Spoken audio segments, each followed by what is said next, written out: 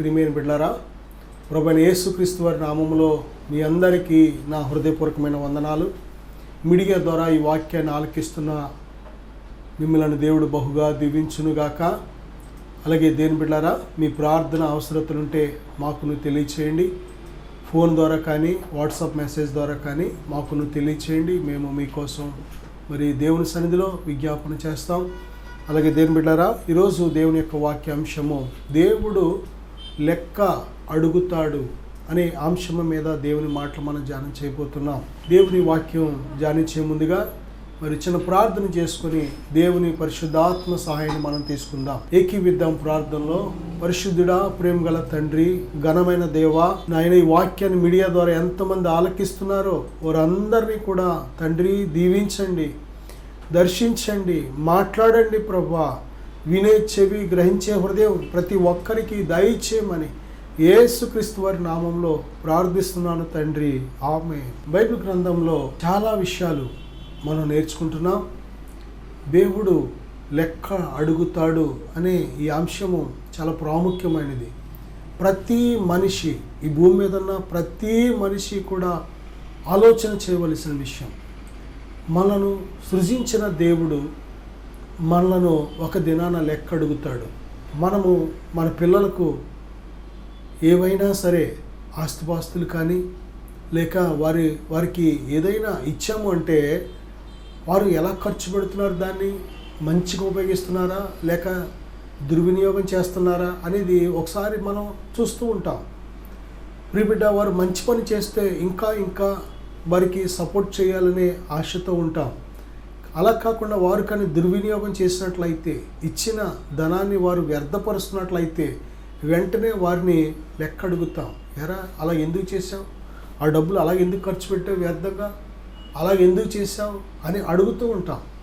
ప్రియబిడ్డ, ఒక మనుషులమైన మనము మన బిడ్డలను మనం ఇచ్చిన ధనాన్ని లెక్క అడిగినప్పుడు చూడండి, మనకు 2 ఇళ్ళు ఉన్నాయనుకోండి. ఒక ఇంటిలో ఎవరికైనా అద్దెకిచ్చామనుకోండి, అద్దెకున్న వారు ఆ ఇంటిని సరిగ్గా చూడట్లేదు అనుకోండి. చూడటం అంటే మనం ఇచ్చినప్పుడు ఇల్లు ఎంతో అందంగా ఇచ్చాం, కానీ వారు వచ్చిన తర్వాత, అద్దెకు వచ్చిన తర్వాత ఆ ఇంటిని పాడు చేశారనుకోండి, మనం వెంటనే వారు లెక్క అడుగుతాం. నేను ఇల్లు ఎలాగిచ్చాను, మీరు ఎలా తయారు చేస్తున్నారు, అర్జెంటుగా ఖాళీ చేసేయండి, నేను ఇచ్చిన ఇంటిని మళ్ళీ నాకు అలాగే అప్పగించండి, బాగు చేయించండి అని అడుగుతూ ఉంటాం. మన ఇంటిని గూర్చి అద్దెకున్న వారిని లెక్క అడుగుతూ ఉంటాం. మన బిడ్డలను వారికి ఇచ్చిన ఆస్తిపాస్తులో ధనాన్ని బట్టి లెక్క అడుగుతూ ఉంటాం. మన పిల్లలు చదువుతూ ఉన్నప్పుడు వారికి ఎన్నో లక్షలు, వేల రూపాయలు ఖర్చు పెట్టి వారిని చదివిస్తే ఒకవేళ వారికి సరిగ్గా మార్కులు రాకపోతే లెక్క అడుగుతూ ఉంటాం. అమ్మా ఏంటి, బాగా చదివావు కదా, స్కూల్కి కాలేజీకి రెగ్యులర్గా వెళ్ళావు కదా, ఏంటి ఇలా మార్కులు ఎందుకు తగ్గినాయి అని అడుగుతూ ఉంటాం. ప్రియబిడ్డ, ప్రతి విషయంలో కూడా మనం ఇన్ని లెక్కలు చూస్తున్నామే. ఒక షాప్కి వెళ్ళామంటే అక్కడ ఒక 100 రూపాయలు ఇచ్చాం మనం. ప్రియబిడ్డ, మనం ఏమేమి వస్తువులు కొన్నామో ఆ వస్తువులకి ఒకవేళ 80 రూపాయలు అయింది, ఇంకా 20 రూపాయలు వెనక్కి మనకి ఇవ్వాలి ఆ షాప్ అయినా. ఆయన ఇవ్వలేదు అనుకోండి, వెంటనే ఏమండి ఇంకా 20 రూపాయలు వస్తాయి కదా, ఇదిగో మీరు ఇచ్చింది 80 రూపాయలే కదా అయింది అని ఆయన లెక్క అడుగుతూ ఉంటాం. దేని బిడ్డారా, ప్రతి విషయంలో మనము లెక్కలు అడుగుతున్నాం కదా. అమ్మేవారిని లెక్కలు అడుగుతున్నాం, కొనేవారిని లెక్కలు అడుగుతున్నాం, ఇచ్చేవారిని లెక్కలు అడుగుతున్నాం, పుచ్చుకునేవారిని లెక్కలు అడుగుతున్నాం, మనం వెళ్ళిన చోట లెక్కలు అడుగుతున్నాం, మన దగ్గరికి వచ్చిన వారిని లెక్కలు అడుగుతున్నాం. మనం అన్ని విషయాల్లో మనుషుల దగ్గర ఇంత లెక్క అడుగుతున్నప్పుడు ఈ జీవితాన్ని ఇచ్చిన దేవుడు మనల్ని లెక్క అడగడా? అడుగుతాడు తప్పనిసరిగా. వాక్యం సెలవిస్తుంది. ప్రియబిడ్డలారా, అందుకే ప్రతి మనిషి కూడా ఒకసారి ఆలోచన చేయాలి. ఏ విషయాలు దేవుడు లెక్క అడుగుతాడు ఒకసారి మనం ఆలోచన చేయకపోతే మోసపోతాం. బైబిల్లో మనం చూసినట్లయితే పేతురు మొదటి పత్రిక 1వ అధ్యాయం 17వ వచనం మనం చూస్తే, నీ క్రియలను గురించి దేవుడు లెక్క అడుగుతాడు. మనందరినీ కూడా మన క్రియలను గురించి దేవుడు లెక్క అడుగుతాడు. అది మంచిదైనా చెడ్డదైనా సరే. ఎందుకంటే మంచిదైతే మెప్పివ్వాలి కాబట్టి, మంచిదైతే మనకు ఘనత ఇవ్వాలి కాబట్టి, మంచిదైతే మనకు దానికి తగిన గొప్ప జీతం ఇవ్వాలి కాబట్టి, అమ్మా ఇదిగో ఇలా నువ్వు చేసావా, బాగా చేసావని దాన్ని మెచ్చుకొని మనను అనేకుల ముందు హెచ్చించి గొప్ప ఘనతను దేవుడు ఇస్తూ ఉంటాడు. దేని బిడ్డారా, అదే టైంలో ఒకడు చెడు చేస్తే, మన క్రియలు చెడ్డ క్రియలు అయితే తప్పనిసరిగా దాని గురించి లెక్క అడుగుతాడు. ఎందుకంటే శిక్షించాలి కనుక, మన క్రియలకు తగిన ప్రతిఫలం ఇవ్వాలి కనుక, మన క్రియలను బట్టి కూడా మనకు తీర్పు తీర్చబడుతుంది. ప్రియబిడ్డలారా, దేవుడు మన ప్రతి క్రియను గురించి లెక్క అడుగుతాడు. రెండవదిగా మత్తయి సువార్త 12వ అధ్యాయం 36, 37 వచనాలు చూసినట్లయితే నీ మాటలను గురించి లెక్క అడుగుతాడు. 24 గంటల్లో పండుకున్న కొద్దిసేపే మన నోరు మౌనంగా ఉంటుంది. పండుకున్న కొద్దిసేపే కళ్ళు మూసుకొని పండుకున్నప్పుడు మాత్రమే మన నోరుకి కొంచెం రెస్ట్. ఇంకా ఉదయం లేచిన దగ్గర నుంచి మళ్ళీ రాత్రి పండుకునే వరకు కూడా మనుషులతోనో లేక ఫోన్తోనో మాట్లాడుతూనే ఉంటాం. కొన్నిసార్లు మన విషయాలు మాట్లాడతాం, కొన్నిసార్లు ఇతరుల విషయాలు మాట్లాడతాం, కొన్నిసార్లు అవసరమైన విషయాలు మాట్లాడతాం, కొన్నిసార్లు అవసరం కాని విషయాలు మాట్లాడతాం, కొన్నిసార్లు మనకు మేలు చేసే విధంగా మాట్లాడతాం, కొన్నిసార్లు కొన్ని మాటలు మనకు కీడు చేసే విధంగా మాట్లాడుతూ ఉంటాం. మాటలు ఎంత శక్తివంతమైనవి అంటే, నీ మాటలను బట్టియే నీవు నీతిమంతుడు అని, నీ మాటలను బట్టియే అపరాధి అని తీర్పు పొందుతావని బైబిల్ చెప్తుంది. అంటే ఒక వ్యక్తి దేవుని రాజ్యం వెళ్తాడా వెళ్ళడా అనేది నోటి మాటలు బట్టి చెప్పచ్చు. ఆ వ్యక్తి తన్ను తాను నిర్ణయించుకోవచ్చు. తన్ను తాను దేవుని రాజ్యం వెళ్ళేవాడా వెళ్ళనివాడా అనేది తన మాటలు బట్టి తెలిసిపోద్ది. దేని బిడ్డలారా, మన నోరు ఎటువంటి మాటలు మాట్లాడుతుంది? మన నోటి మాటలు అన్యాయంగా అక్రమంగా ఎవరినైనా బాధపరుస్తున్నామా? ఇంటి వారినో బయట వారినో రక్త సంబంధంలో ఇరుగు పొరుగు వారినో గాయపరుస్తున్నామా? ఇతరుల మీద నిందలు వేస్తున్నామా? ఇతరుల మీద అబండాలు వేస్తున్నామా? కత్తి లాంటి మాటల చేత పొడుస్తున్నామా? మన మాటలను బట్టి ఎవరైనా ఏడుస్తున్నారా, గాయపడుతున్నారా, నొచ్చుకుంటున్నారా? ప్రశ్నించుకోకపోతే, పరిశీలన చేసుకోకపోతే దేని బిడ్డలారా, అది ఒక రోజున నీ మనుగడను నిర్ణయిస్తుంది. అది నీ మాటలే నీ నిత్యత్వాన్ని నిర్ణయిస్తూ ఉంటాయి. నువ్వు నీతిమంతుడు అయితే నిత్య రాజ్యంలో ఉంటావు, అపరాధి అయితే నిత్య నరకంలో ఉంటావు. నీ మాటలు బట్టే నువ్వు అపరాధివా, నీ మాటలు బట్టే నీతిమంతుడువా అనేది నిర్ణయించబడుతూ ఉంటుంది. దేని బిడ్డలారా, ఏ నీతిమంతుడు నోట పాపిష్టి మాటలు రావు, ఏ నీతిమంతుడు నోట అబద్ధాలు రావు, ఏ నీతిమంతుడు నోట అపవిత్రమైన మాటలు రావు, ఏ నీతిమంతుడు నోట డబుల్ మీనింగ్ మాటలు రావు, ఏ నీతిమంతుడు నోట ఇచ్చకవ మాటలు రావు, ఏ నీతిమంతుడు నోట దేని బిడ్డ మోసపూరితమైన మాటలు రావు, ఏ నీతిమంతుడు నోట్లో ఇతరులను గాయపరిచే మాటలు, నొచ్చుకునే విధంగా మాట్లాడే మాటలు రావు. దేని బిడ్డలారా, అపరాధి మాట్లాడే మాటలు ఇందాక చెప్పిన లిస్టు, అంతకుముందు చెప్పిన లిస్టు ఇతరులను గాయపరుస్తాయి. అపరాధి మాట్లాడే మాటలు ఇతరులను చంపుతూ ఉంటాయి, ఇతరులను ఏడిపిస్తూ ఉంటాయి, ఇతరుల కడుపులో కత్తుల్లాగా దిగుతూ ఉంటాయి. దేని బిడ్డలారా, అనేకులు చల్లారిపోయేలాగా, అనేకులు పడిపోయేలాగా, అనేకులు జారిపోయేలాగా, చాలామందికి భయం పుట్టేలాగా అపరాధి మాటలు ఉంటూ ఉంటాయి.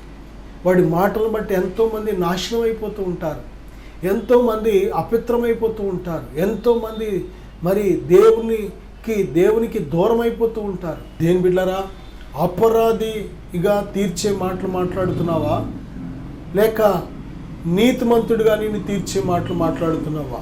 బైబిల్ చెప్తుంది, దేవుడు ఒక దినాన నీ మాటలను బట్టి నీకు తీర్పు తీరుస్తాడు. మూడవదిగా చూస్తే కీర్తన గ్రంథం 139 అధ్యాయం 2వ వచనంలో నీ తలంపులను బట్టి దేవుడు తీర్పు తీరుస్తాడు. నా సహోదరుడా, సహోదరి, మనుషుడు పై రూపాన్ని చూస్తాడు, కానీ దేవుడు అంతరంగాన్ని చూస్తాడు. అంతరంగం అంటే నీ హృదయంలో పుట్టే ఆలోచనలు చూస్తూ ఉంటాడు. ఆదికాండంలో మనం చూస్తే నరుల హృదయం చెడుతనంతో ఉందంట. వారి హృదయపు యొక్క ఆలోచనలన్నీ ఎల్లప్పుడూ కేవలము చెడ్డవని, దేవుడు నరులను చూసినప్పుడు వారి హృదయాల్లో ఉన్న ఆలోచనలు చూసినప్పుడు తన హృదయంలో నొచ్చుకున్నాడంట. ఎంత భయంకరమైన విషయం చూసారా. మనుషులు కేవలము పై రూపాన్ని చూస్తారు, అందుకే మనుషులు ఎక్కువ మోసపోతూ ఉంటారు. సాతాను గాడు చాలా సులువుగా మోసం చేయడానికి కారణం ఏంటంటే మనుషుడు పై మాటలు మాత్రమే విని నమ్మి ప్రొసీడ్ అయిపోతూ ఉంటాడు, ముందుకు వెళ్ళిపోతూ ఉంటాడు. కానీ దేవుడు అలా కాదు, మనుషుడు మాటలను బట్టి ముందుకు వెళ్ళడం. పేతురు అంటున్నాడు కదా, ప్రభువా నీకోసం నేను ఖైదుకైనా మరణానికైనా సిద్ధంగా ఉన్నాను అంటున్నాడు. పేతురు అంటున్న మాటను బట్టి దేవుడు ఓకే చాలా థ్యాంక్స్ అని ఏం చెప్పలేదు. దేవునికి హృదయం తెలుసు. పేతురు హృదయంలో కొద్ది గంటల్లో ఏమి జరగబోతుందో ఆయనకి తెలుసు. కోడి కుయ్యక మునిపే 3 సార్లు ఆయన ఎవరో తెలియదని బొంకుతున్నాడని దేవునికి తెలుసు. ఆయనకు భవిష్యత్తు తెలుసు, గతము తెలుసు, ప్రస్తుతం తెలుసు, సమస్తము ఎరిగిన దేవుడు ఆయన. ప్రియబిడ్డలారా, హృదయపు ఆలోచనలు ఎలాగున్నాయి? మానవుడు చేసే ప్రతి క్రియ కూడా మొదట ఎక్కడ ప్రారంభమవుతుందంటే హృదయంలో ప్రారంభమవుతుంది. కొన్ని ఆలోచనలు మాటల రూపంలో వస్తాయి, కొన్ని ఆలోచనలు మాటల రూపంలో రావు, క్రియల రూపంలో వస్తాయి. నేను దొంగతనానికి వెళ్తున్నాను అని చెప్పుకుంటూ వెళ్ళడం. వాడి హృదయంలో దొంగతనం ఉంటుంది.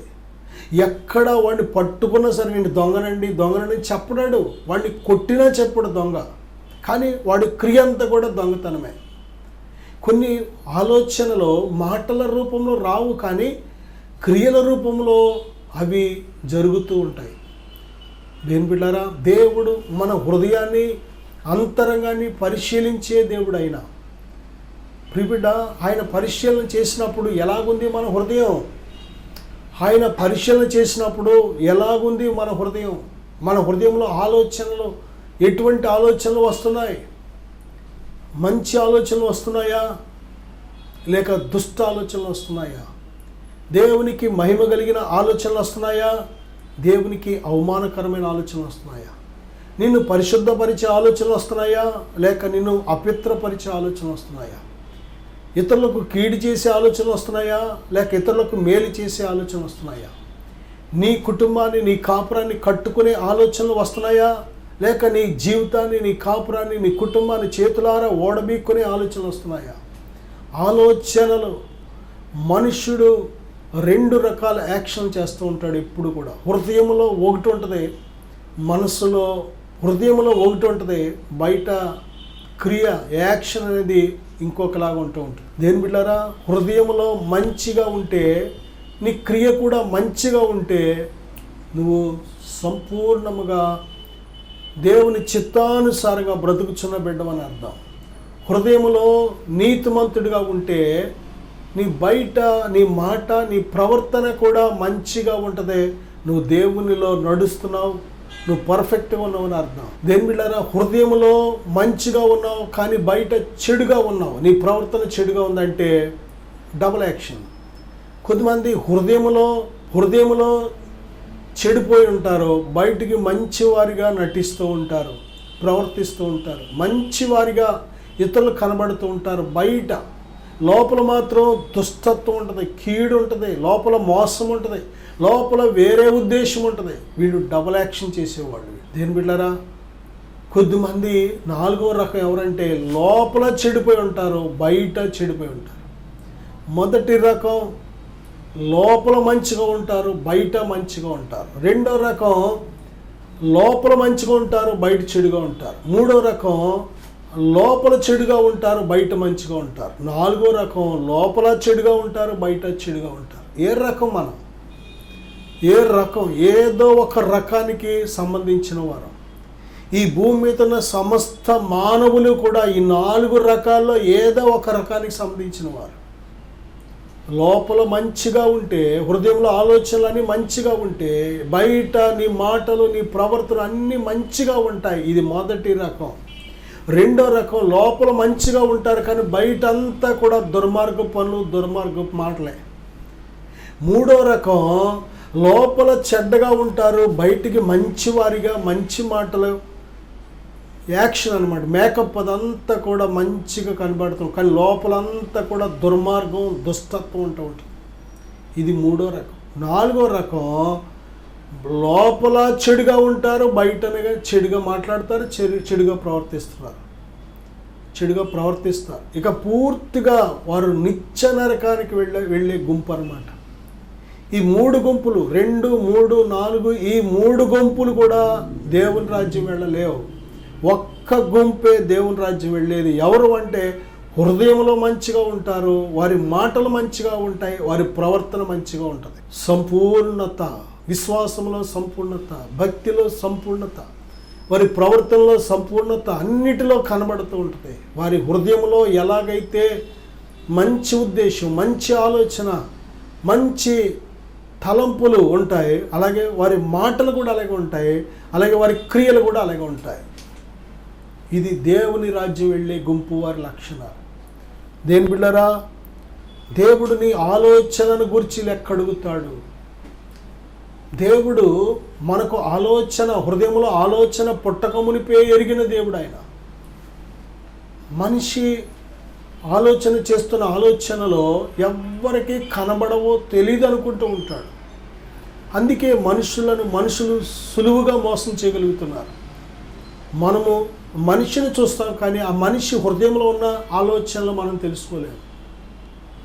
అందుకే హత్య చేయడానికి వచ్చేవాడు మంచిగా వస్తాడు, మంచిగా మాట్లాడతాడు, దగ్గర దాకా వస్తాడు. అప్పటికప్పుడు గన్నో, పిస్టలో, కత్తో, కర్రో, ఏదో కాగితం తీసుకొని, లేకపోతే చేతులతోనో, ఒక వైరుతోనో, లేకపోతే ఏదో ఒక విధంగా హత్య చేస్తూ ఉంటాడు. ఒకవేళ వాడు హత్య చేసేవాడని తెలిస్తే యువతలోడు చేయనిస్తాడా? మంచిగా వస్తాడు వాడు. హృదయంలో మాత్రం హత్య చేయాలని ఆలోచనతో వస్తాడు, బయటికి మంచివాడిగా ఉంటాడు. ఆ తర్వాత సమయం వచ్చినప్పుడు వాడి యాక్షన్, హత్య అనేది యాక్షన్ చేసి వెళ్ళిపోతాడు. దొంగ కూడా అంతే. దొంగతనం చేసేవాడు చాలా అమాయకుడిగా, ఏమీ తెల్లనట్టు, సంబంధం లేని వ్యక్తిగా వస్తూ ఉంటాడు. కానీ వాడు లోపల ఏ వస్తువు మీద అయితే, దేని మీద అయితే వాడు టార్గెట్ పెట్టాడో ఆ టైం వరకు చూస్తాడో, ఆ టయానికి ఆ దొంగతనం చేసి వెళ్ళిపోతాడు. అప్పటి వరకు కూడా వాడు మంచిగానే ఉంటాడు, మనకి ఏమీ తెల్లనట్టు కనబడతాడు. మనిషిని పైరూపాన్ని మాత్రమే మనం చూస్తాం. లోపల హృదయంలో ఉన్నది ఏ నరుడు కూడా ఒక్కని హృదయంలో ఉన్నది ఇంకొకడు చూడలేడు. ఇది కేవలం ఎవరికి సాధ్యమంటే పరిశుద్ధాత్మ కలిగిన వ్యక్తికి. పరిశుద్ధాత్ముడు మనకు ఒక మనిషిని హృదయంలో ఉన్న విషయాలు కూడా మనకు బయలుపరుస్తాడు. అంతేకాదు దేవుని విషయాలు కూడా మనకు బయలుపరుస్తాడు. కొరింథీయులకు రాసిన మొదటి పత్రికలో 2వ అధ్యాయంలో మనం చూస్తే మనుషుని సంగతులు మనుషుని ఆత్మకే కానీ ఏ మనిషికి తెలియవు. అయితే మనకు దయచేయబడిన పరిశుద్ధాత్మ ద్వారా మనుషుల సంగతులు కూడా మనం గ్రహించగలుగుతున్నాం. నీకు దేవుని ఆత్మ సెన్స్ ఉంటే, దేవుని ఆత్మ నడిపింపు ఉంటే, ఇదిగో ఈ వ్యక్తి మంచిది కాదు జాగ్రత్త, ఈ వ్యక్తి మంచివాడు కాదు జాగ్రత్త, ఈ వ్యక్తితో చాటింగ్ చేయొద్దు, ఈ వ్యక్తితో మాట్లాడద్దు, ఈ వ్యక్తులకు దూరంగా ఉండని దేవుని ఆత్మ నేను చక్కగా గైడ్ చేస్తూ ఉంటారు. అసలు దేవుని ఆత్మతో మనకు పరిచయం ఉంటే కదా, మనల్ని నడిపించే హృదయాన్ని, అంతరంగాన్ని ఎరిగే దేవుడు మనకు పరిచయం ఉంటే ఆ దేవుని ఆత్మ నడిపింపు ప్రకారం వెళతాం. మనకు ఏమీ అక్కర్లేదు.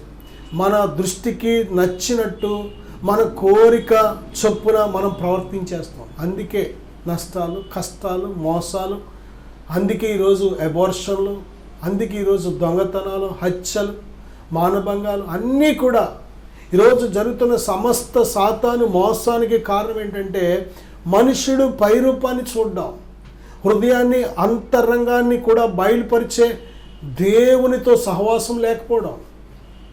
దేని బిళ్ళరా, మనుష్యుడు హృదయంలో ఒకటి ఉంచుకుంటాడు, బయటికి ఇంకొకటి నటిస్తూ ఉంటాడు. మంచి దాని వల్లే నటిస్తూ ఉంటుంది, మంచివాడి వల్లే నటిస్తూ ఉంటాడు. మోసపోవద్దు.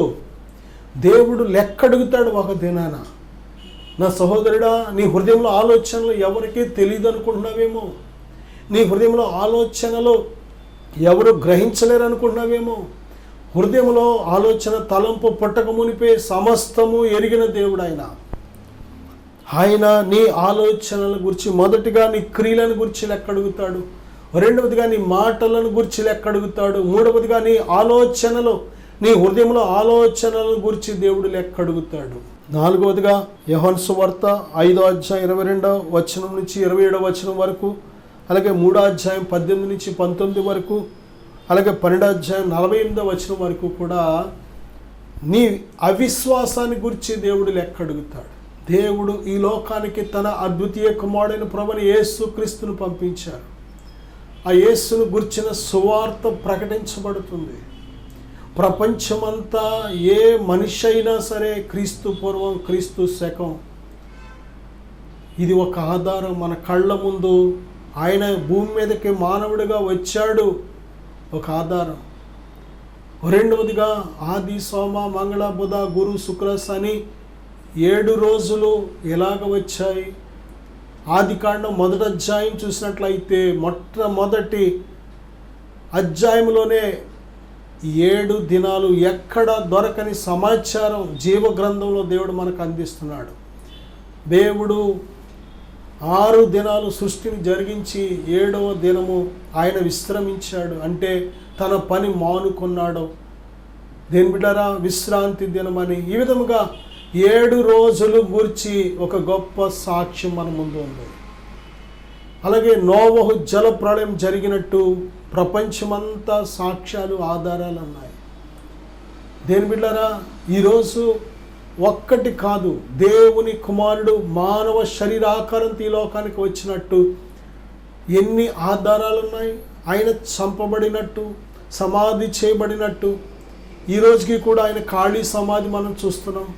ఆయన సమాధిని గెలిచి మృత్యుంజయుడిగా, పునరుద్ధానుడిగా సజీవుడిగా ఉన్నట్టు, సజీవుడిగా ఉన్న దేవుడు మనుషులను దర్శిస్తున్నట్టు, శిష్యులను దర్శించాడు, అపొస్తలులను దర్శించాడు. దేని బిడ్డరా, అనేకులను దర్శించాడు, స్త్రీలను దర్శించాడు, పురుషులను దర్శించాడు.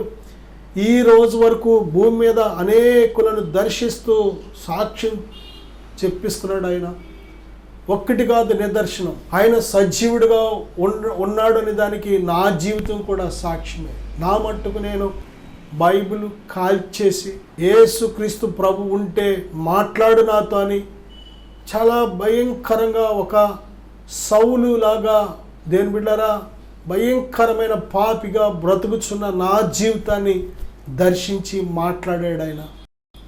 ఇన్ని ఆధారాలు ఎంతోమంది చెబుతున్నారు, గొప్ప గొప్పవారు.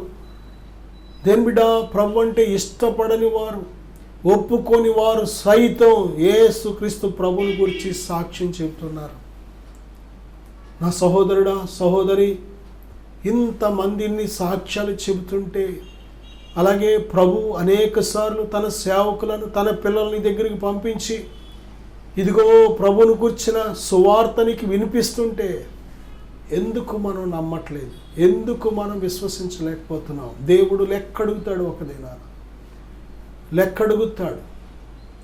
మన ఊరిలో, గ్రామంలోనో, పట్టణంలో ఇదిగో ఆధార్ కార్డు అప్డేట్ చేసుకోవడానికి సమయం పలానా రోజు అంటే ఆ రోజు వరకు దేని బిడ్డారా మనం చాలా జ్ఞాపకం ఉంచుకొని త్వరగా అప్డేట్ చేసుకుంటూ ఉంటాం. పాన్ కార్డు అప్డేట్ చేసుకోమంటే చేసుకుంటాం. దేని బిడ్డారా మనకున్న బ్యాంక్ అకౌంట్ని అప్డేట్ చేసుకోమంటే చేసుకుంటాం. ఆ సమయంలో ఒకడు చెయ్యకపోతే వాళ్ళు అడుగుతారు, ఇదిగో మీకు టైం ఇచ్చాం, మెసేజ్ పెట్టాం, మీకు ఫోన్ చేసి చెప్పాం, మేము అనౌన్స్ చేసాం, కానీ మీరు రాలేదు, కాబట్టి ఇప్పుడు చేయడానికి సమయం లేదు ఇంకా అని అంటే చాలా బాధపడుతూ ఉంటాం. ఈ రాజ్య సువార్త సకల జనములకు సాక్షార్థమై ప్రతి ఒక్క చెవికి వినబడేలాగా దేవుడు చేస్తున్నాడు. ప్రతి హృదయానికి సువార్త అందేలాగా దేవుడు చేస్తున్నాడు. దేని బిడ్డారా, మనుష్యుడు తన సొంత ప్రేరేపణ చేత చేసేది కాదు. ఇది మనుష్యుడు ఏదో ఆశించి చేసేది కాదు, ఏదో ఆశ చూపించి చేసేది కాదు. ఇది మనిషి బ్రతకాలి అంటే, రేపు నిత్య రాజ్యములో నిత్య జీవం కలిగి ఉండాలి అంటే బైబిల్ చెప్తుంది, యేసే నేనే మార్గము సత్యము జీవము, నా ద్వారానే తప్ప ఎవడను తండ్రి యొద్దకు రాడు అని ప్రభు స్పష్టంగా చెప్తున్నారు. కనుక నా సహోదరుడా, దేవుడు ఎన్నోసార్లు దర్శనాల ద్వారా నీతో మాట్లాడాడు, కళల ద్వారా మాట్లాడాడు, మనుషులను పంపించి మాట్లాడాడు. అనేక సార్లు దేవుడు ప్రకృతి ద్వారా మాట్లాడాడు, పరిస్థితుల ద్వారా మాట్లాడాడు. ఇన్ని అవకాశాలు ఇచ్చినా నువ్వెందుకు ఆయనను విశ్వసించలేదు? లెక్క అడుగుతాడు ఒక బిడ్డ. ఒకసారి ఆలోచన చేద్దాం. దేవుని ముందు మనం ఒక దినాన ఆ న్యాయాధిపతి ముందు సిగ్గుపడకుండా తల దించుకునే జీవితం మనకు రాకుండా ఉండాలి అంటే నేడు అనబడే సమయం ఉన్నప్పుడే మనల్ని మనం పరిశీలన చేసుకుందాం, సత్యాన్ని ఒప్పుకుందాం, సత్యవంతుడిని అంగీకరిద్దాం, సత్యాన్ని మన హృదయాల్లోకి చేర్చుకుందాం.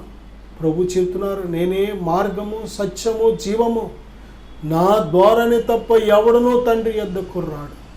దేని బిడ్డ, ప్రభుని మన హృదయాల్లో చేర్చుకుందాం. తను ఎందరు అంగీకరించారు వారికి అందరికీ దేవుని పిల్లలగుటకు ఆయన అధికారం అనుగ్రహించాడు. కనుక దేవుని బిడ్డలుగా ఈ గొప్ప ఉన్నతమైన దేవుడు దయచేసే చెప్పనసఖ్యము కాని సంతోషాన్ని ఆత్మలో అనుభవిద్దాం. దేవుని రక్షణ ఆనందాన్ని అనుభవిద్దాం. దేవుడిచ్చిన సమయాన్ని దుర్వినియోగం చేసుకోకుండా సద్వినియోగం చేసుకుందాం. సమయం గతించిపోతుంది కనుక నేడు అనబడే సమయం ఉన్నప్పుడే దేవుడు మనకు ఉచితముగా దయచేస్తున్న ఎంత గొప్ప విలువైన రక్షణను నిర్లక్ష్యం చేయకుండా అంగీకరిద్దాం. ప్రభువైన యేసుక్రీస్తు వారికి మన జీవితాలు సమర్పిద్దాం. మీరెక్కడున్నా సరే ప్రార్థనలు ఏకీవించండి. విశ్వాసముతో దేవునితో మనం కనెక్ట్ అవుతున్నాం. పరిశుద్ధుడా, ప్రేమగల తండ్రి, ఈ ప్రార్థనలు ఏకీవిస్తున్న ప్రతి బిడ్డను ఇప్పుడే తాకండి నాయన. పరిశుద్ధాత్మ దేవా, మీ శక్తితో నింపండి, ఇప్పుడే మీ ప్రసన్నతతో నింపండి ప్రభువా, మీ మహిమతో నింపండి నాయన. వారి హృదయాల్లో ఉన్న ప్రతి అవిశ్వాసం, ప్రతి అవిధేయత, ప్రతి భక్తిహీనత ఇప్పుడు యేసు నామములో తొలగిపోవునుగాక ఆజ్ఞాపిస్తున్నాను. తండ్రి, మీ శక్తితో నింపండి. మీ అందరి సంపూర్ణ విశ్వాసం, సంపూర్ణ నమ్మిక నీ బిడ్డలకు కలుగునుగాకని ప్రార్థిస్తున్నాను. అయ్యా, మీ చిత్తము, మీ ప్రణాళిక అంతయు నీ బిడ్డల జీవితంలో నెరవేరునుగాక. సత్యాన్ని తెలుసుకోకుండా అడ్డగిస్తున్న ప్రతి సాతాను వాడి క్రియలు యేసు నామములో తొలగిపోవునుగాక ఆజ్ఞాపిస్తున్నాను. కఠినమైన ప్రతి హృదయం కరిగిపోవునుగాక ఆజ్ఞాపిస్తున్నాను. తండ్రి, బలపరచండి, క్షేమము దయచేయండి. మీ రక్షణ ఆనందంతో, మీ పరిశుద్ధాత్మతో అభిషేకించండి. నీ బిడ్డలను మీ చేతిలో గొప్ప పనిముట్లుగా, పాత్రలుగా వాడుకొనుమని యేసుక్రీస్తు నామములో దీవిస్తూ ప్రార్థిస్తున్నాను తండ్రి. ఆమేన్. God bless you.